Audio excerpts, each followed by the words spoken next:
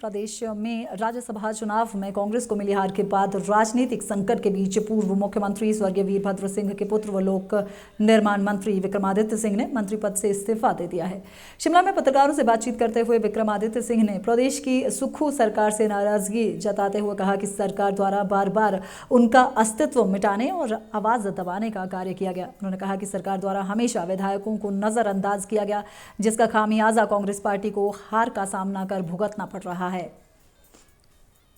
तरीके की व्यवस्था पिछले एक साल के अंदर सरकार के अंदर रही है, उसमें जो घटनाक्रम हुए हैं, जो विधायकों के साथ कहीं ना कहीं अनदेखी हुई है, कहीं ना कहीं जो विधायकों की आवाज को दबाने की कोशिश की गई है, आज उसका परिणाम है कि हम इस कागार के ऊपर जो है वो खड़े हुए हैं।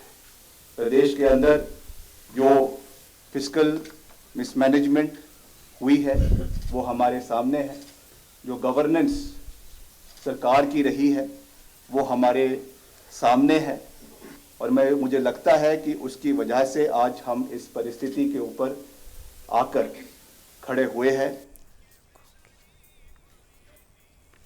इस दौरान विक्रमादित्य सिंह ने भावुक होते हुए कहा कि उन्होंने हमेशा पार्टी का समर्थन किया और उन्हें दी गई जिम्मेदारियों को बखूबी निभाया गया। विक्रमादित्य सिंह ने कहा कि प्रदेश में कांग्रेस ने पूर्व मुख्यमंत्री स्वर्गीय वीरभद्र सिंह के नाम पर चुनाव लड़ा और जीत भी मिली, लेकिन कांग्रेस सरकार द्वारा 6 बार मुख्यमंत्री रहे पूर्व मुख्यमंत्री स्वर्गीय वीरभद्र सिंह की मूर्ति लगाने के लिए शिमला के मॉल रोड पर 2 गज जमीन न दे पाना दुर्भाग्यपूर्ण है। 6 बार जिसने ये सरकार बनाई, जिसकी वजह से ये सरकार बनी प्रदेश के अंदर, उसकी मूर्ति लगाने 2 गज जमीन इनको माल रोड के ऊपर नहीं मिली, मगर एक रिकॉर्ड, एक रिस्पेक्ट जो होनी चाहिए थी, बारी बारी बोलने के बावजूद जो चीज ये नहीं कर सके, ये बहुत दुर्भाग्यपूर्ण है।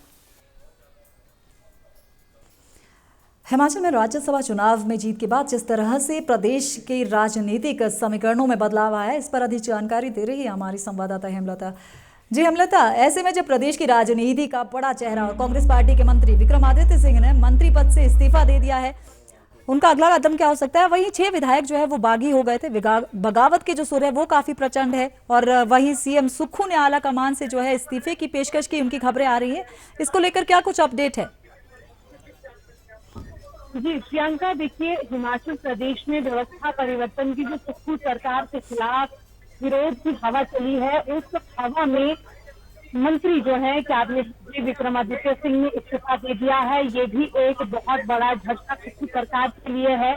उन्होंने कई सारी ऐसे रीजन हैं जो दिए हैं इस्तीफे को लेकर के। उन्होंने हवाला दिया है कि उनके काम को लेकर के बहुत ज्यादा इंटरफेरेंस की जा रही थी, उन पर दबाव किसी का, हालांकि उन्होंने ये स्पष्ट किया है कि वो किसी के दबाव में आकर के कोई भी काम नहीं करेंगे। वो कांग्रेस पार्टी की बहुत ही अनुशासित कार्यकर्ता हैं और रहेंगे। इस वक्त उन्होंने अपने पिता को भी याद किया है, जैसे कि हमने अभी फुटेज भी देखा है जहाँ पर वो भावुक होते हुए पूर्व मुख्यमंत्री को याद कर रहे थे। लेकिन ऐसे में ये एक बड़ा सवाल हो जाता है कि कहीं न कहीं जो विक्रमादित्य सिंह है, क्या वो हवा में बह करके जो विरोध की हवा चलती है उसी के तहत ये इस्तीफा दे रहे हैं, या जो उनका कारण है उसमें? लेकिन ये तो देखने वाली बात होगी। और अभी उन्होंने इस्तीफा फिलहाल दे दिया है, और इसके अलावा जो बागी विधायक है उनको लेकर के भी बहुत ज्यादा हलचल है। कुछ देर पहले की अगर हम बात करें तो जो 6 बागी विधायक हैं वो विधानसभा परिसर में प्रवेश कर रहे थे, और उस वक्त गेट पर जम करके हंगामा हुआ है। कांग्रेस कार्यकर्ताओं ने उन्हें पूरी जोर से रोकने की कोशिश की है, जहां पर व्यवस्था एकदम पुलिस ने कंट्रोल में की है। बहुत ज्यादा अनियंत्रित स्थिति जो थी होते होते रह गई, लेकिन अभी भी अंदर बिल्कुल माहौल गर्म है। सभी जो विधायक हैं वो अंदर है। खबर ये भी आ रही है कि जो विधायक रणधीर शर्मा है उनकी तबीयत थोड़ी सी नासाज हो गई थी। मार्शल यहाँ पर तैनात किए गए हैं और जो विधायकों को बाहर निकाल रहे हैं। इस तरह की खबरें लगातार बाहर आ रही है सदन के अंदर से। प्रियंका जी हेमलता, विधानसभा अध्यक्ष कुलदीप सिंह पठानिया ने भाजपा के 15 विधायकों को सदन से निष्कासित किया है। इनमें प्रतिपक्ष जयराम ठाकुर जो है नेता प्रतिपक्ष वो शामिल है, विपिन सिंह परमार भी शामिल है।